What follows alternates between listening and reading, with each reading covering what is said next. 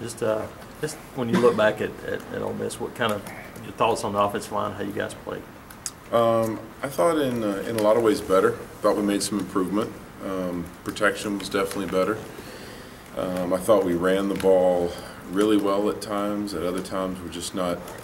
I don't think it has anything to do with their want to. I think we just got to sharpen up our technique a little bit better. You know, particularly in the second half, they really buckled down and worked hard to stop the run and anchored their safeties down a little bit tighter. And you know, when those running lanes are tightened up, you got to be that much better on what you're doing. Everything from your steps, pad level, hand placement, angles of departure, and all those little things got to be right on in order to make it work. And I think they're a very underrated defense. I mean, if you watch the way that they've played their last couple of games, they've really made big improvement in terms of how they play the run. And they do a couple things that are problematic in terms of stopping the run, overload blitzes and things. And for the most part, I think we handled that pretty well. So certainly not pleased anytime you don't win the game, but I think we made some improvement. Same lineup this Saturday? I would assume so.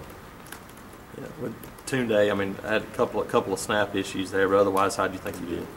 Okay. How do you feel Tunde played, and obviously the two exchange issues, one. Is there an echo? Pretty well, yeah, I said he played okay. You know, anytime you give 7 points to the other team, that's a significant mistake. You know, he's working to improve it. He was just out there on the field for about 20 minutes after practice. It was over today, continuing to work on it. But he's a good kid and wants to do well, wants to perform well, and feels a great deal of responsibility towards his teammates. So I think he'll continue to get better. What about Patrick? How have you seen him kind of respond now that he's kind of been in there? You know, this game in particular, I thought he kind of came into his own in terms of just feeling comfortable being out there as a starter. You know, I saw some of that same confidence that I saw when I recruited him. You know, when he was a senior in high school, he was one of those kids that kind of thought he was the baddest man on the field. And you get introduced to college football at this level, and you sometimes realize you're not, at least not yet. But I think he's starting to get to the point where he feels much more comfortable playing, and his confidence is coming back. And I like where he's headed right now. How much leaning on that running game, especially first half, how much does it help Patrick and Greg, especially, just kind of firing off and playing in that running game some? Yeah, absolutely. Helps everybody. You know, if we can run the ball effectively, then we've got a chance to win games. If we can't, that's just, we're not geared to do that otherwise right now from any position, I don't think. So, yeah, that certainly helps our guys, because that takes the pressure off in pass protection. Obviously, though, there are times when it's 3rd and 9 and everybody knows you're probably going to throw it. You got to step up to the plate and get it done.